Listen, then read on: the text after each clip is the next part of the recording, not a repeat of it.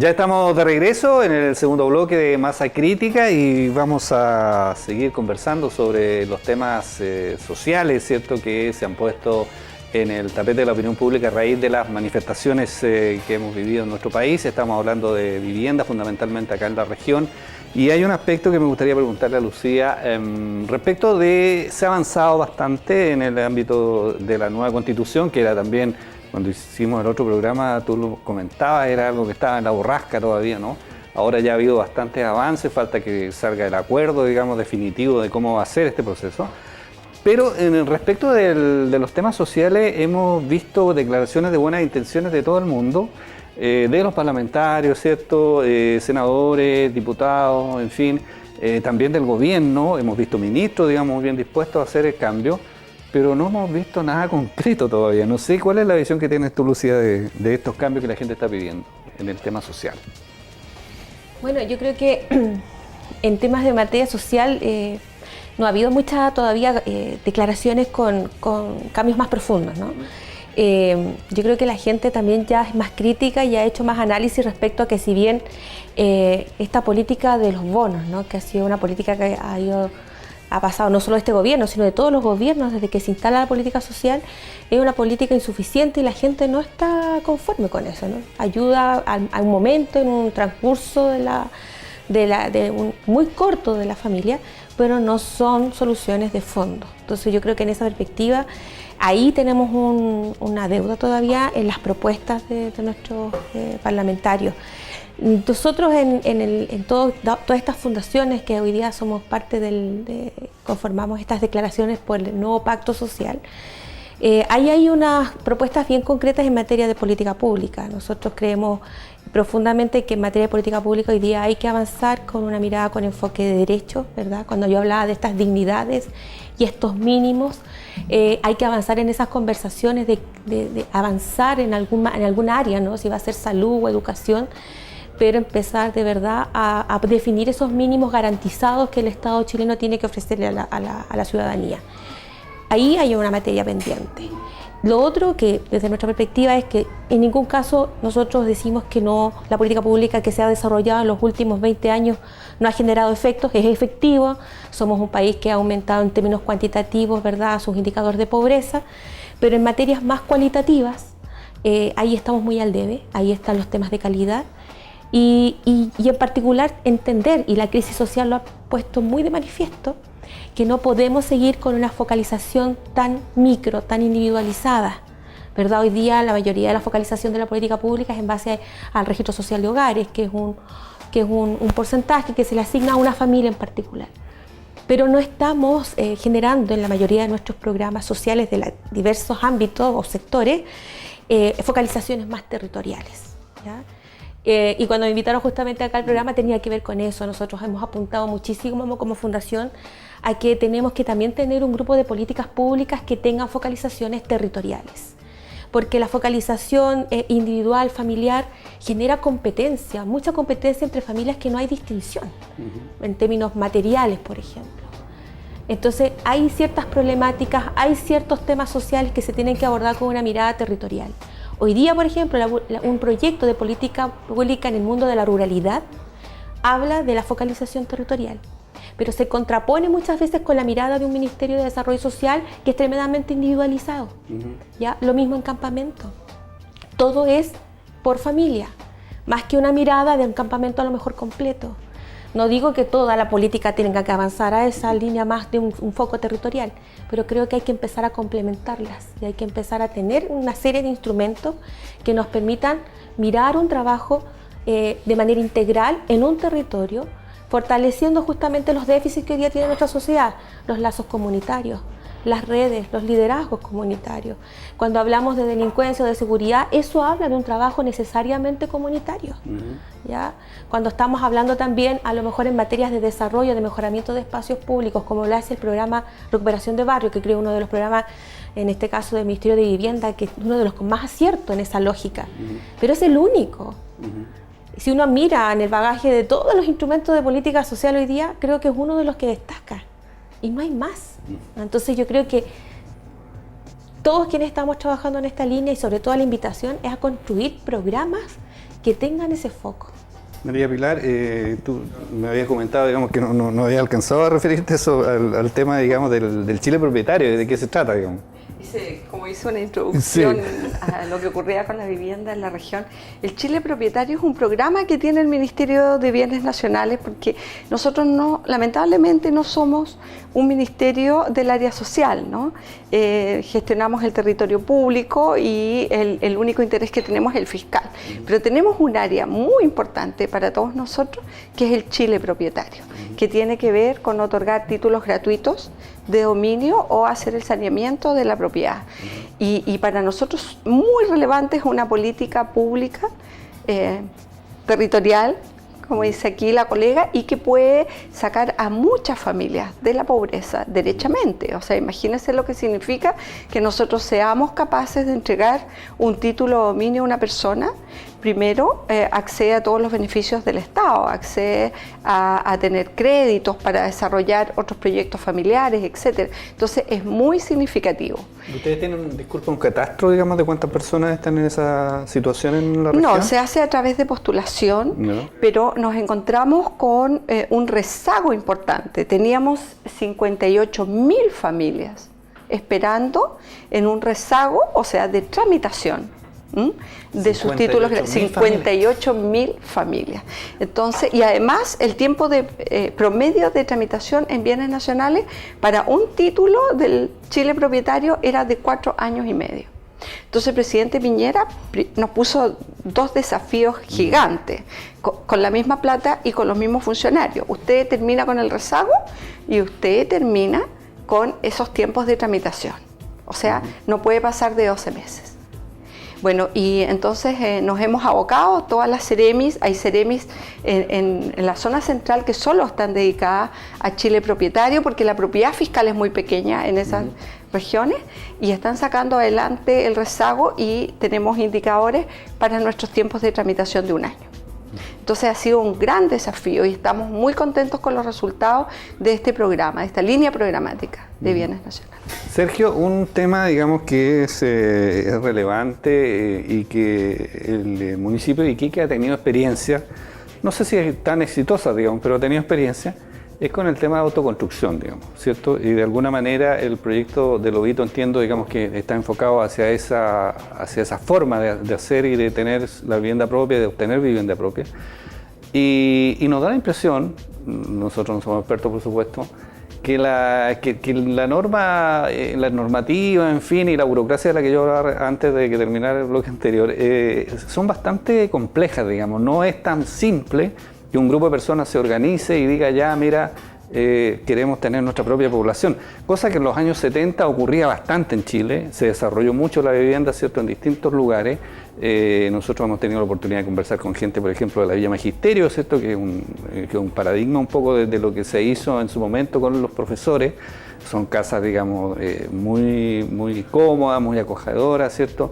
Lo hicieron los profesores poniendo una cuota, en fin, después contrataron un arquitecto, ¿cierto? Patricio Adris, que fue el arquitecto, ¿cierto?, que hizo eso.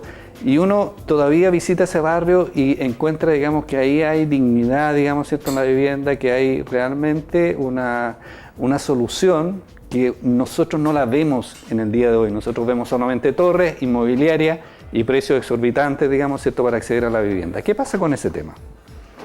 A ver, saquemos la construcción en altura y sobre todo asociada a la inmobiliaria que debe ser de la década del 90 y fuertemente a partir del 2000. La ciudad de Iquique, después de la crisis del salitre, que lo que conocemos como la ciudad clásica o la cuadrícula clásica, sufre un proceso de crecimiento siempre asociado a cooperativas. Las Jorge Nostro, todo el crecimiento que se hace al sector sur, todos esos terrenos, la mayoría eran terrenos municipales. Hubieron básicamente 2 alcaldes en ese proceso y hasta el golpe militar, hasta el 73, siempre ese proceso fue a través de sistemas de cooperativas. La O'Higgins, la Gómez Carreño, la O'Higgins, todo ese crecimiento se hizo a partir de eso. ¿Dónde participó el Estado? En el Morro, en La Puntilla, también con lógicas, no lógicas de cooperativa, pero sí con lógicas muy sociales, muy asociativas. Sí. Cuando se produce el quiebre, el crecimiento posterior también siguió esa lógica. La Vía Magisterio, es de esa época, la Magisterio más bien, la Vía Magisterio, que también es una cooperativa que hace una inmobiliaria entre comillas, que es Coema, también sigue esa lógica. Lo último que se construye con esa lógica también es de una cooperativa, que es Habitacop, si no me equivoco, que es Reina Mar y Rey del Mar y Reina del Mar. Claro, al final de lo que hacemos. Entonces, si eliminamos la lógica de todo lo que se ha construido prácticamente fácilmente, un 80% del crecimiento de Iquique está asociado a procesos asociados a las cooperativas.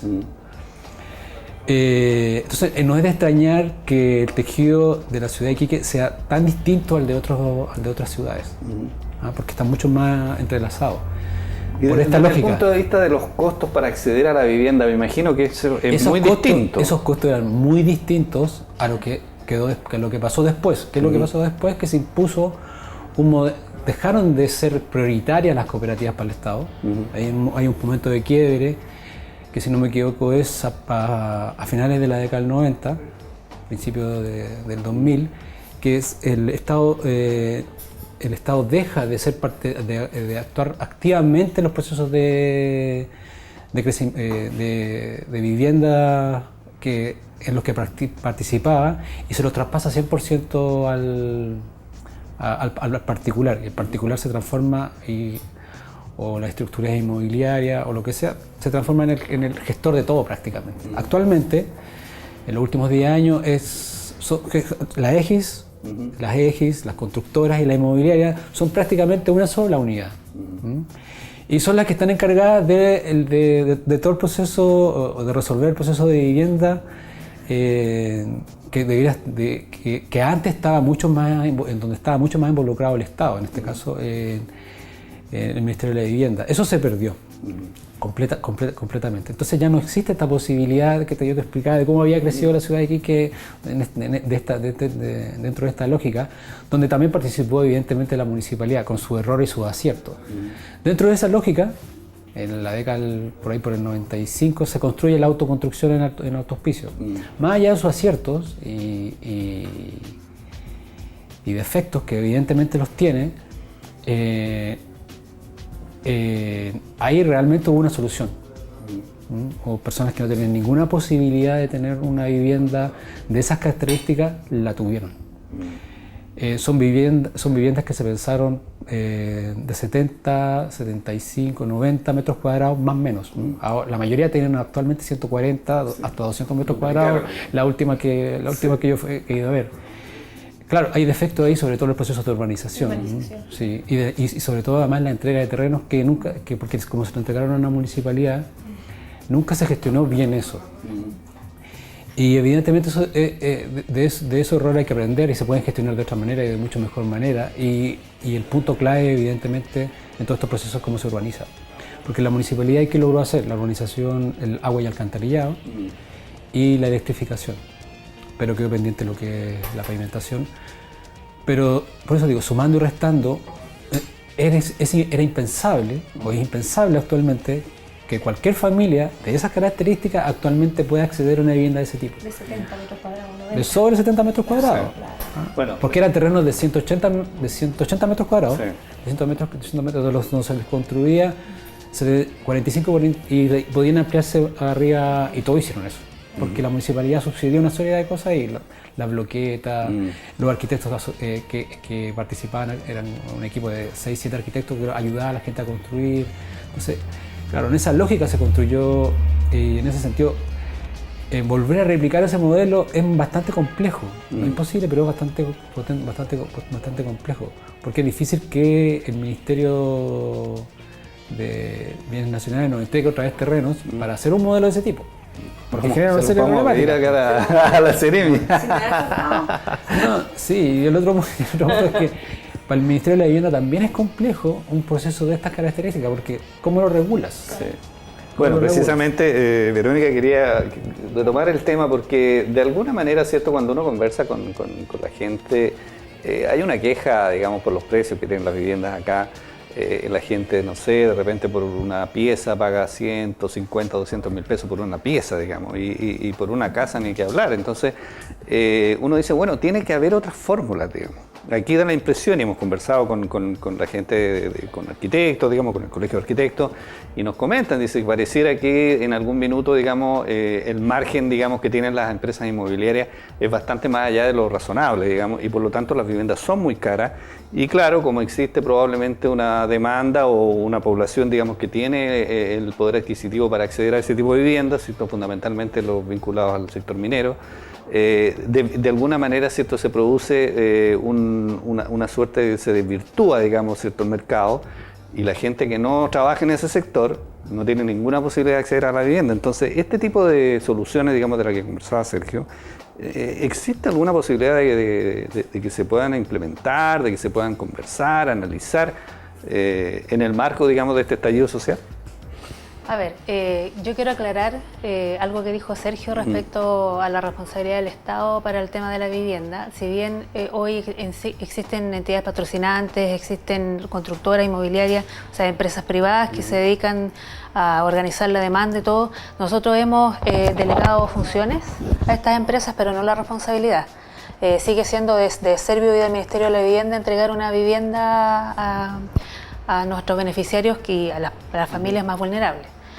Efectivamente en Iquique se da un tema bien complejo y tiene que ver también con la falta de suelo, porque cuando hay esta escasez de suelo, el poco que hay eleva el precio, y esto es un tema de oferta y demanda del mercado, ¿ya? Por lo tanto ahí efectivamente, si no tenemos más suelo urbano con el que contar, con que crecer como ciudad, este fenómeno se va a seguir dando, ¿ya?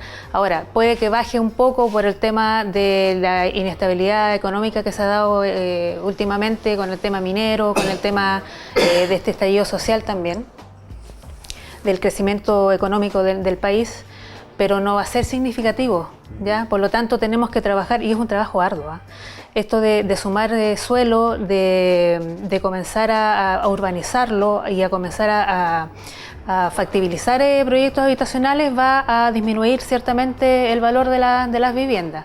En el caso del Ministerio de la Vivienda, nosotros efectivamente tenemos programas que también están focalizados a lo que hablaba Lucía, que es el tema territorial, que es el programa de integración social y territorial.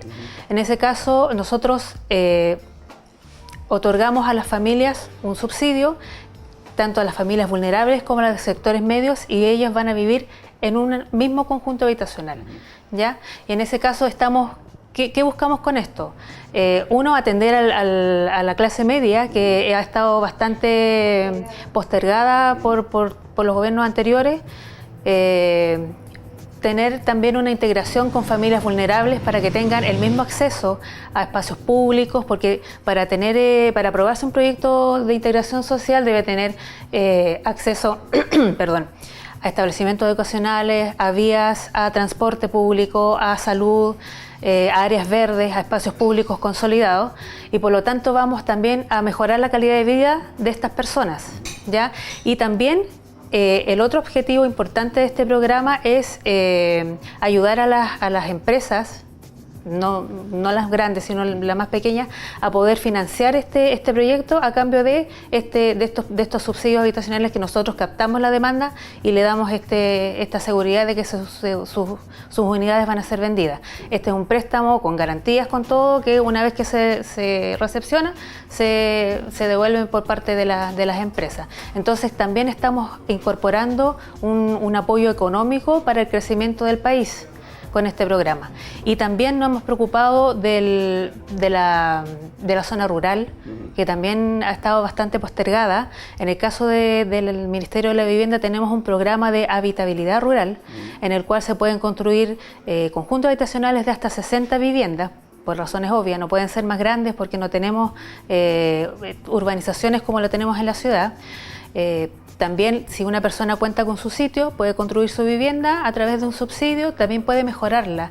Y se ha incorporado a este programa las actividades productivas, las actividades que tengan las personas en el área rural. Por ejemplo, con este subsidio se puede acceder a una ampliación de una vivienda para hacer una bodega, para que guarden el alimento para sus animales, en el caso de la provincia del Tamarugal. Entonces, de verdad, si bien todo es perfectible, lo que nosotros hacemos como Ministerio de la Vivienda, creo que hemos avanzado bastante en estos temas. Lucía, siempre que conversamos con la gente que está en el otro lado, digamos, de la vereda, ¿cierto? Con la gente que trabaja en la inmobiliaria o la Cámara Chilena de Construcción, en fin, ellos, digamos, señalan que la escasez, o más que la escasez, el encarecimiento de la vivienda acá, entre otras cosas, digamos, es porque traen el cemento y el fierro de muy lejos, que se encarece, todo acá es más caro, en fin.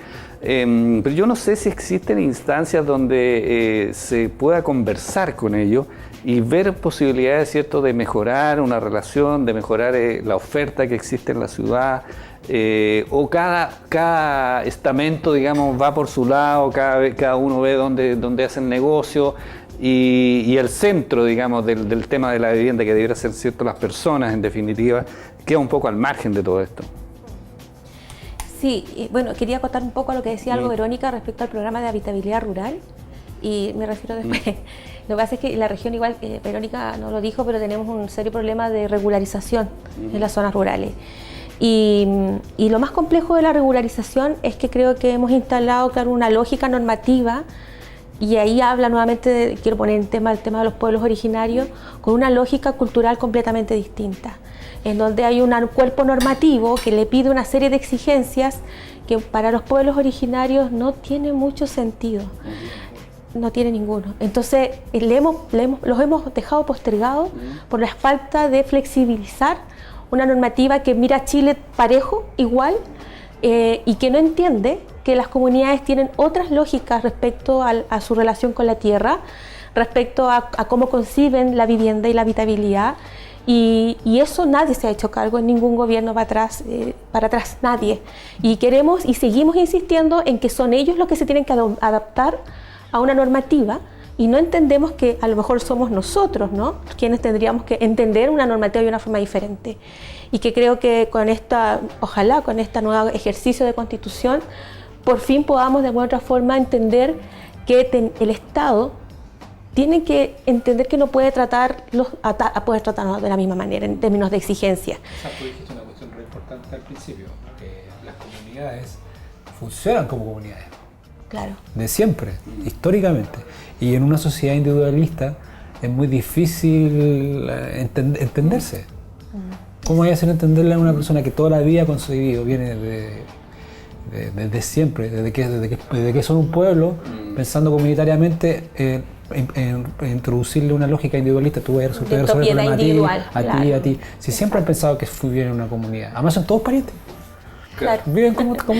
Ahí hay mucho que tenemos que desaprender desde esta mirada y tratar de escuchar con nuevos oídos, para ver cómo, y yo siempre sueño que Tarapacá sea pionera en poder levantar nuevas propuestas, en este caso a un ministerio, para que podamos hacer cosas pilotos, innovadoras. Creo que eso depende de muchas voluntades políticas también, porque el conocimiento está, la realidad está, las propuestas incluso están, pero durante muchos años han habido ojos que no quieren ver y oídos que no quieren escuchar. Creo el proceso de descentralización, digamos, es clave para esto. Sin duda, y creo que también esperemos que este nuevo ejercicio, ¿verdad?, de una construcción de una nueva constitución también aporte a eso.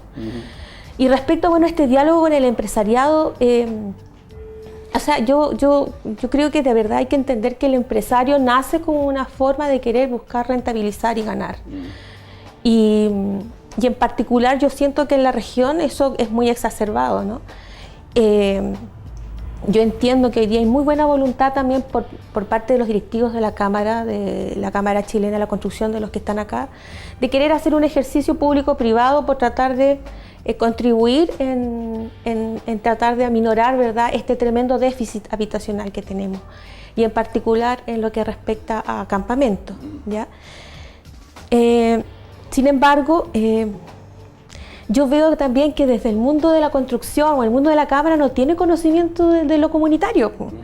Y muchas veces tendemos a caer en que las soluciones nacen desde ellos y las visiones de cómo solucionar vienen desde ellos y no con participación de la gente. Da la impresión de que no hay participación, no existen instancias donde se converse.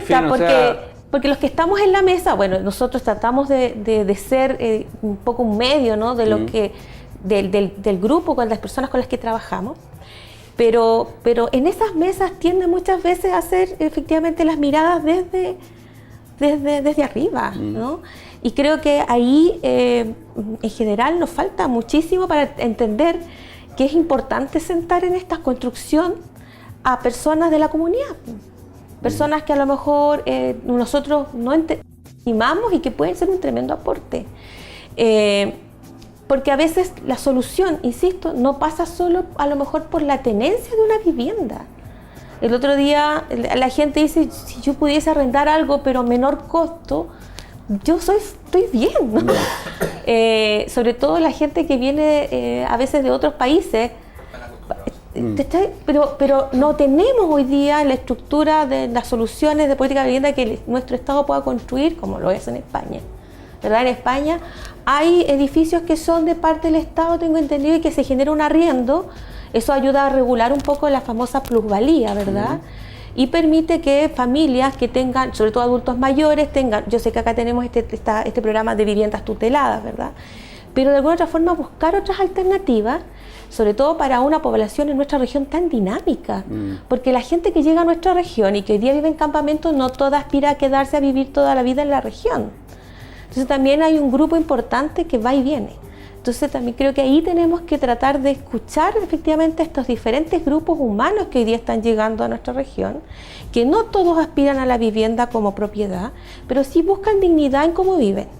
Y ahí tenemos que empezar a ampliar nuestra mirada y mirar muy buenos ejemplos que existen hoy día en otros países en Europa y flexibilizar también nuestra mirada de nuestra política pública en materia de vivienda. Ok, sí. Antes de... Vamos a ir a la pausa, se nos pasó el segundo bloque ya, vamos a ir a la pausa y ahí, digamos, tú complementas un poco lo que está diciendo Lucía. Estamos en Masa Crítica en Iquique Televisión, vamos a la pausa y ya estamos de regreso con ustedes.